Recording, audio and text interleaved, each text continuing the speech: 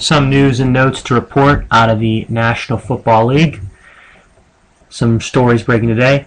The new Jaguar general manager David Caldwell has stated at a press conference that there is no chance, regardless of the method it'd have to be to acquire him, that Jets backup quarterback Tim Tebow is on the Jaguars roster this upcoming season. It is too much. I believe the reason for that is the fact that regardless how great an athlete or how great a worker Tim Tebow is, the media circus that follows him is just unbearable for a team that last year went 2-14. The Cowboys have hired USC defensive coordinator Monte Kiffin to the same position.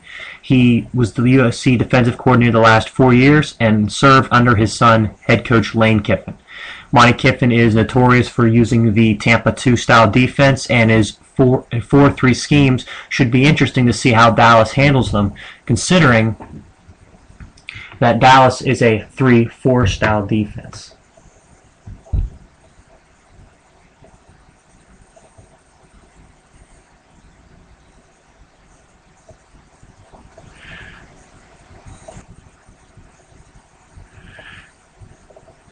The NFL announces their 2013 Hall of Fame finalists. Notable first-timers are offensive linemen Jonathan Ogden and Larry Allen, and defensive linemen Michael Strahan and Warren Sapp.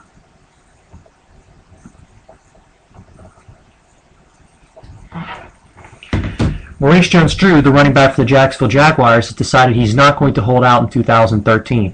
Following a lengthy holdout prior to the 2012 season, the running back only played 6 games before injuring his foot and being lost for the year, and he accumulated a mere 414 yards. I think it's a really good decision for him not to hold out because, honestly, nowadays, you look at players on the NFL that have held out, like Mike Wallace in Pittsburgh. They weren't going to budge. He ended up having to come in and sign his tender. And he came back and he looked slow. Jones-Drew did the same damn thing. The Browns have hired Panthers offensive coordinator Rob Chudzinski as their head coach. Rob Chudzinski served as both the tight ends and offensive coordinator with the Browns prior to this season and has been a lifelong fan of the Browns, being a Toledo native growing up. He said in his interview he used to pretend he was Bernie Kosar and Brian Sipe in the backyard playing football whenever he was a youngster. He said he's going to try his hardest to bring a winner back to Cleveland. And I have to be honest with you guys.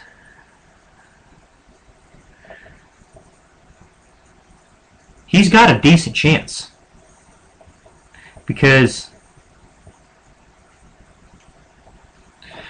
they have a pretty decent roster intact. You've got good defensive linemen like Phil Taylor, a very, very stout middle linebacker in DeQuell Jackson, good cornerbacks in Sheldon Brown and Joe Hayden. You've got a really good running back in Trent Richardson, one of the best offensive lines in the league. If you can get a little more consistent play out of the receivers and a good quarterback, his schemes could work and they could be a 500 team within a couple of years. Bengals offensive coordinator Jay Gruden, the former 5-time Arena Bowl champion in the Arena Football, is going to interview with the Philadelphia Eagles and San Diego Chargers for their vacant head coaching spots. The Eagles interviewed Notre Dame head coach Brian Kelly a few days ago. Bruce Arians, the Colts offensive coordinator and the almost consensus pick for Coach of the Year, is becoming interested in the Chargers' vacancy at head coach, especially since San Diego named the Colts director of player personnel Tom Telesco their new GM earlier this week. And another incident involving the Steelers. They have cut running back Chris Rainey after he has allegedly slapped his girlfriend the other night. It is his third reported brush with the law since being drafted by the team last April.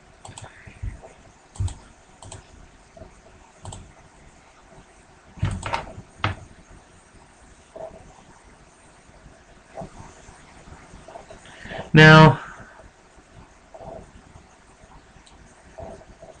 let me put it to you this way. The Pittsburgh Steelers have over the last few years not been a very disciplined team. I can point several games and several reasons as to why they are not. But the Rainey incident kind of leads me to my next point. The Steelers did absolutely the best thing by getting rid of him, because Rainey was a half-decent player, but he wasn't anything special for this team.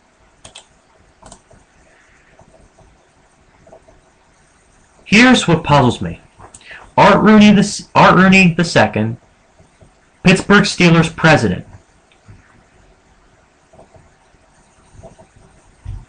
was asked on Wednesday by a reporter for the Trib in Pittsburgh about the team's lack of discipline. And he says, and I quote, "I didn't feel that we have a lack of discipline. I didn't look at the problem this year as being a lack of discipline." And then about the Steelers' turnover differential, which the last few years has been just so negative. Like they've been at least minus 10 negative the last 2 years. He says, "I really didn't see a team that lacked discipline. We're looking at everything."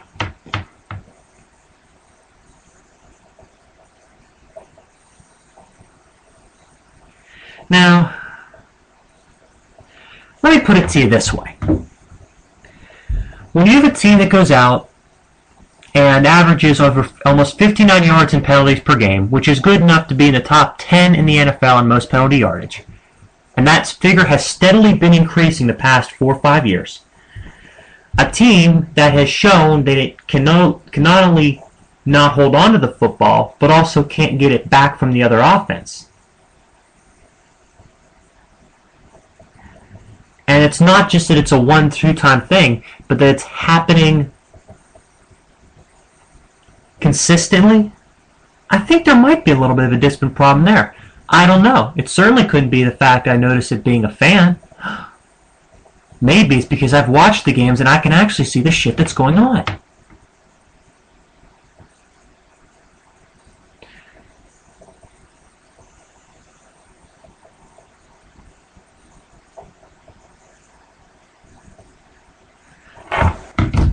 Now, here's a lack of discipline issues.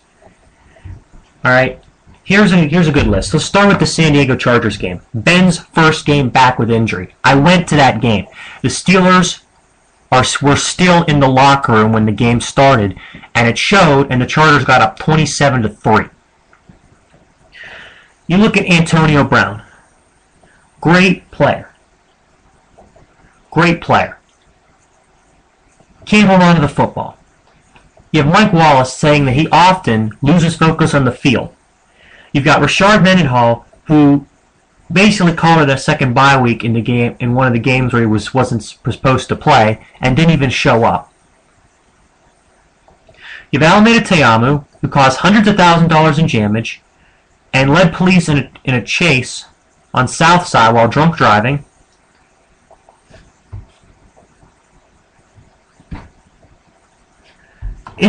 I'm just really, really pissed off about the Pittsburgh Steelers organization at this point.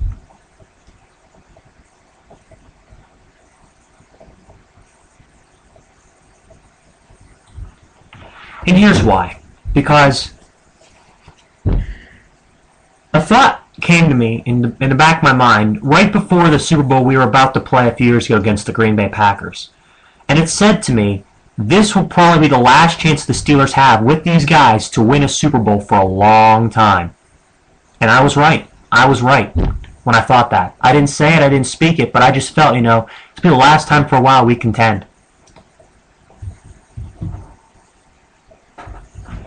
And just think of it this way. Think of it this way. You look at this team the last 2 years. Their penalty yardage has been going up. Their turnover ratio has been severely declining. They don't seem to play smart football. They always find a mistake to make, and they will make it. There'll be a couple of games where they'll go through where, maybe 1 or 2 mistakes were made, wasn't anything big, we won the game, and all of a sudden everybody in the organization forgets there's a problem. Son of a bitch. When you have a problem and you're a professional team, you nip it in the ass before it becomes contagious. Bill Belichick does it. Sean Payton does it. The Harbaugh brothers do it. When you got a problem, you nip it in the ass.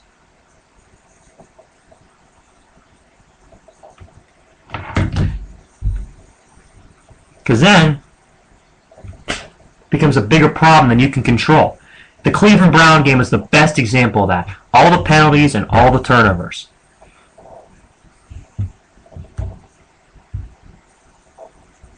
Think of it this way. The Pittsburgh Pittsburgh Steelers stand as a class organization, a team that's very, very stable, a team that always gets the job done. That's the perceived perception of this team, and they have been anything but that the past 2 years. Now, I know they went 12-4 last year, and if they would have won, and if Torrey Smith doesn't catch that pass in the end zone against the Ravens in the middle of the season, the Steelers get top seed in the AFC and probably go to the Super Bowl, because I didn't think any team was going to go into Heinz Field and beat them.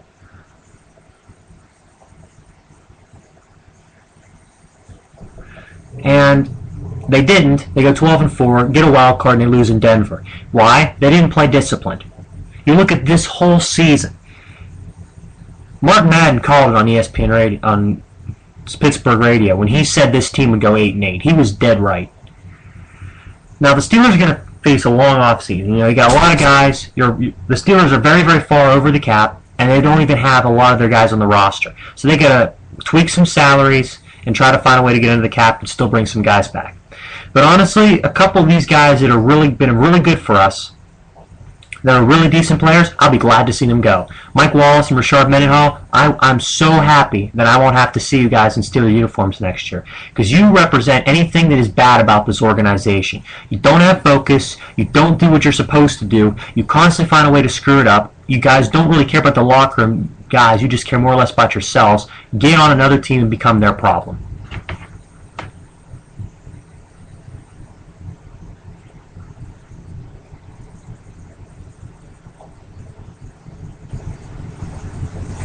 Because look, the Steelers, they're an organization that is supposed to pride themselves in being disciplined. They were disciplined. I don't know what the hell's happened the past few years. And it really all coincided when Dan Rooney became the ambassador to Ireland and spent a lot of his time away, and Art Rooney II ran the team. Art Rooney II, if he was in charge any longer as president, this team would have a losing record within the next 2 years. They would, because he's done an absolute shit job. And I'll tell you what, I can almost tell by his demeanor and the way this team does its business. He brought in Todd Haley because he knows that Todd Haley was going to run the football. He pretty much does not want Ben Roethlisberger to become a superstar quarterback.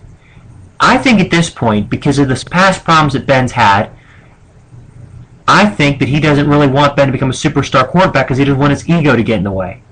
Well, tough news, Art Rooney II. All quarterbacks have egos. Breeze even has an ego. You look at Kurt Warner even had an ego. And they're two of the nicest guys that ever played the position. They all want to win. They all want to win badly.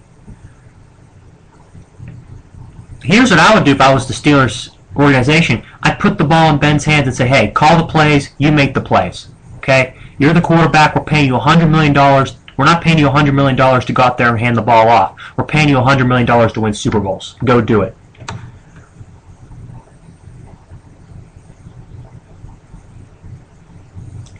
It's almost become contagious at this point, because you look at the cancers in the locker room, whether it be Mendenhall, whether it be Wallace, you know, whether it even be Ike Taylor with his stupid rap songs and his, you know, very, very questionable intelligence, to put it mildly, and it just gets kind of leaked into this whole locker room. Discipline, the way this team has been undisciplined, it falls on the coaching and the organization itself. You know, today, while I was sitting at home, I watched a special on NFL Network called A Football Life, and it was the two-part episode on Bill Belichick. Throughout the entire 2009 NFL season, he was wired. Whether it be at home, whether it be in the meeting rooms, whether it be on the sideline, whatever, he was wired. And I got to see really what one of the most successful coaches in this game, how he does his business. And I was very impressed. For a while there, I thought that maybe Tomlin had equaled what Cowher had done at Pittsburgh. You know, the fact that he had reached the Super Bowl and won one in 4 years when it took Cowher like 15. But I completely reversed my thinking on that one. Because Tomlin does not discipline his players. The players, I don't think, view him as the head guy in charge. Or else they wouldn't keep making the same mistakes over and over again, because they don't fear Tomlin. You need to have fear and respect for your coach, but you also need to have a guy you can talk to. You don't want to be a complete dictator. You want to be a complete dictator like Mike Singletary. That was a complete flub in San Francisco because he didn't give his players any leeway, and he was just a dictator. Then you have guys that are too lenient, like Tomlin's been. You need a guy in the middle, like a Sean Payton, like a Bill Belichick, like the Harbaugh brothers.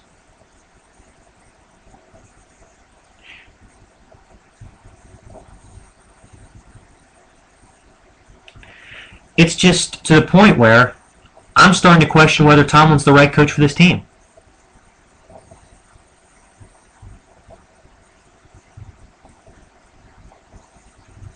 You know? Because I've watched the product the Steelers have put on the field over the last 2 years. I have. They've lost, including playoffs, 13 games over the past 2 seasons.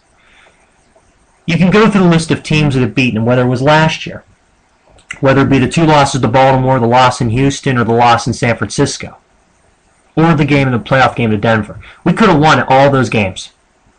We could have won all those games. You know, Ben's ankle injury is out of our control in Frisco. Maybe that's a little bit of a different story. And Baltimore came to play in the season opener, so I got to give those 2 losses to those teams credit. But if you look at this year, the teams we lost to, Cleveland, Tennessee, Oakland, Cincinnati, 4 games we should have won. Then you look at the other 3 losses that we had. Baltimore at home, that's a game we should have won. San Diego at home, game we should have won. Dallas on the road, game we should have won. When you lose games you shouldn't win, when you have a lead, or a lead in general, and you've got a team with the defense the Steelers have, and an offense led by Ben who's that good of a quarterback, you're not supposed to lose.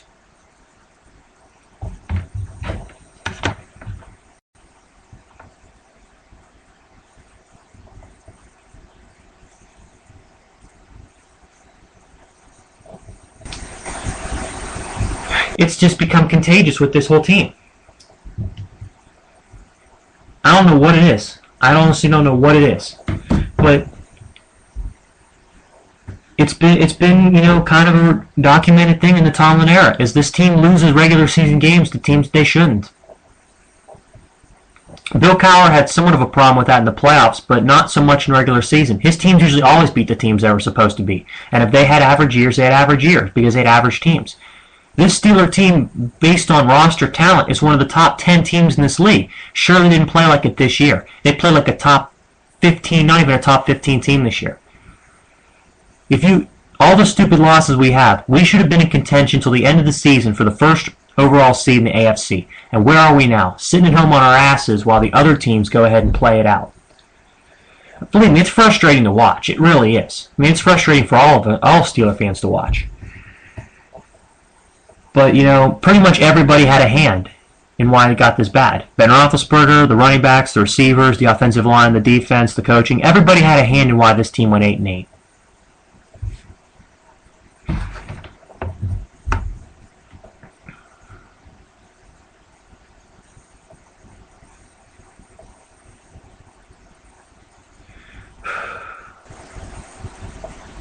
But there is good news. There's great news.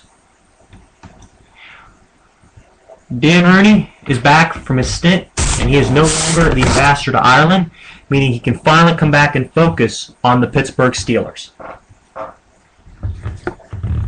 Finally, we have the guy in charge who actually knows what the hell he's doing. Art Rooney the Sr. is not fit to run a football team.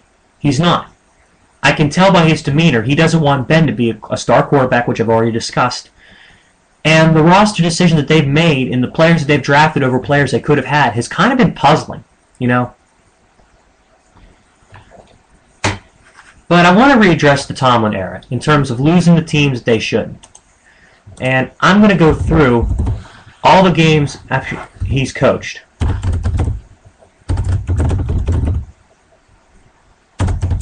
Starting with 2007, a team that went 10-6,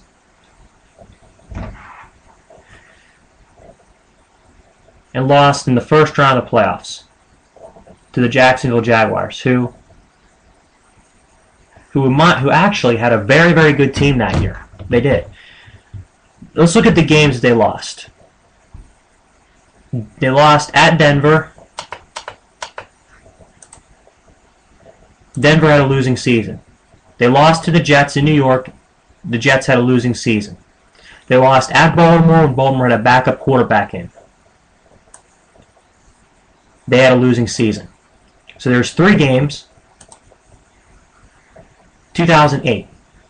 2008, they didn't lose to a team that had a losing season. In fact, all 4 of the teams they lost to made the playoffs. So there's no harm, no foul there. The 2009 team, oh, I'm going to have fun with this.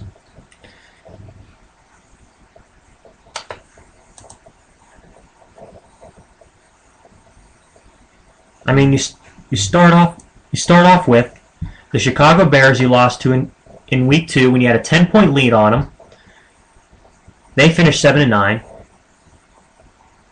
Then you look at 3 of the 5 losses they had in the middle of that season, that stretch. Cleveland, Kansas City, and Oakland all had losing seasons.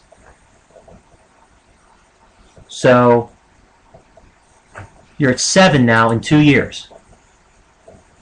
Then in 2010, very, very good season. Didn't lose to any non-playoff teams. No complaints there. 2011, didn't lose to any non-playoff teams.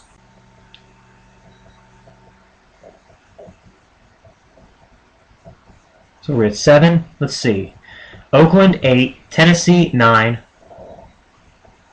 Cleveland 10, San Diego 11, Dallas 12 because they didn't have a winning season. So it's 12 games in 6 years that the Steelers have lost to non-winning football teams. Now, if you're any kind of stable organization, or an organization that prides itself in winning and playing their hardest to do it and not making stupid mistakes, you've certainly fooled us. You've certainly fooled all of us. It just sucks, I guess, not having the Steelers in the postseason. It does. None of us who love the Steelers and idolize their players want to see this. But instead we got teams that are still alive, like Baltimore, who we beat in Baltimore with a backup quarterback. You got other teams in the playoffs, like New England. No one likes to watch them play. It's just not as fun to watch if the Steelers not in it. If anything, though, it actually is a good thing they're not in it because I wouldn't have to worry about being upset if they lost. And for God's sake, I actually had a part of me that wanted them to lose to Cleveland in the season finale. I did. I got to be honest. A losing season here to bring in changes that would help the future, absolutely, I'm on board for that. Because the team did not have a losing season, this organization is literally not going to do just about anything. The most radical thing that they'll probably do is get rid of James Harrison. That's probably it. But Haley's going to be back. Dick LeBeau's going to be back. For all his greatness, he's old. And then Tomlin's going to be back. I've really, really lobbied for Todd Haley and Mike Tomlin prior to this year. I've always had very much a lot of respect for Mike Tomlin. Thought he was one of the top 5 coaches in this league. I can think of probably 8 or 9 guys that are probably better than him. It starts with Belichick in New England, Sean Payton, the Harbaugh brothers. I got to even give props to Marvin Lewis in Cincinnati because he took a Bengal team that earlier in the last decade was completely in the shitter, and he's been in the playoffs several times with them. That team has had several collapses since 1990. Their last year they made the playoffs prior to this year, prior to 2005. But you look at the fact that he just kept, when this team got knocked down, whether it be injuries or bad play, he'd rise them back up again from the ashes. All right, some other coaches around the NFL. I mean, you look what Bruce Arians did. The best coach for the 2012 NFL season, the one that made Andrew Luck into a household name in the NFL and a consistent and a decent starting quarterback that has still got plenty of room for improvement, we had on our roster this year. And because the offensive line sucked the past few years, and because Art Rooney II is too stubborn to let Ben actually play his game, look what happens. Arians, in my opinion, this time last year, all of us were clamoring for Arians to get fired. Every single Steeler fan wanted him canned. Every single one wanted him gone. And now look. Looks like we made a great decision, didn't we? I thought the pro with Todd Haley was that, he could make Mike Wallace into an elite receiver like he did Fitzgerald in Arizona and Dwayne Bowe in Kansas City. But I was wrong, wasn't I? Wallace had his worst year yet. Here's how I'd go about fixing the Pittsburgh Steelers, okay? I'd get rid of Tomlin, I'd get rid of Dick LeBeau, and I'd promote, I'm trying to remember who our linebacking coach is, I can't remember, promote him to defensive coordinator. Because at this point, the only group on the Steeler defense that plays with any kind of aggression is the linebacking core. So you'd want a linebacker coach as your defensive coordinator because they'll actually be aggressive and go for the quarterback, which is something we should do. But the three head guys in charge now, Tomlin, Haley, and LeBeau, get rid of them. Sorry, LeBeau had a great career. Sorry, it's time for you to move on. Haley, 1 year, you stunk, move on. Tomlin, discipline problems, you haven't addressed them, move on. You know what I'd bring in? If Sean Payton didn't have his contract renewed by New Orleans, if I was the GM of the Steelers, I would throw anything at Sean Payton he wanted. Sean Payton would be tickled pink for a chance to work with Ben Roethlisberger. A quarterback who, compared to Drew Brees in New Orleans, he's 5'6" inches taller, about 40 pounds heavier, more of a multi-purpose threat, and he'd have so many toys to play with up here in Pittsburgh. Can you imagine what he would do with these guys on offense? He'd turn them all into studs. And he doesn't take bullshit either. He's not a guy who can deal with bullshit behind closed doors like Tomlin can. A guy who doesn't nip problems in the ass and, doesn't do any of that stuff.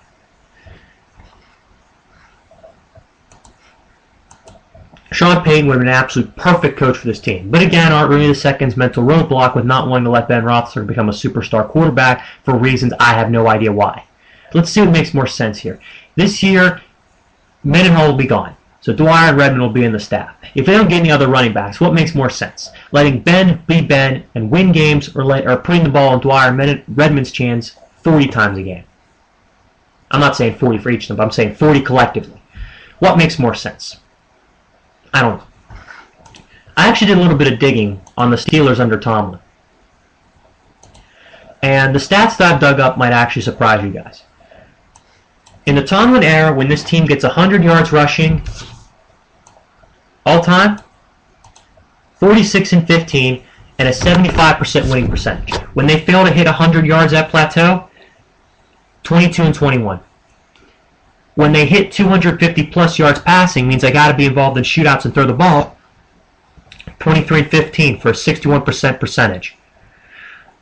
But when they throw for less than 250, 45-21. When Ben throws for more than 30 times a game, they are 35-25 in Ben's career under Tomlin.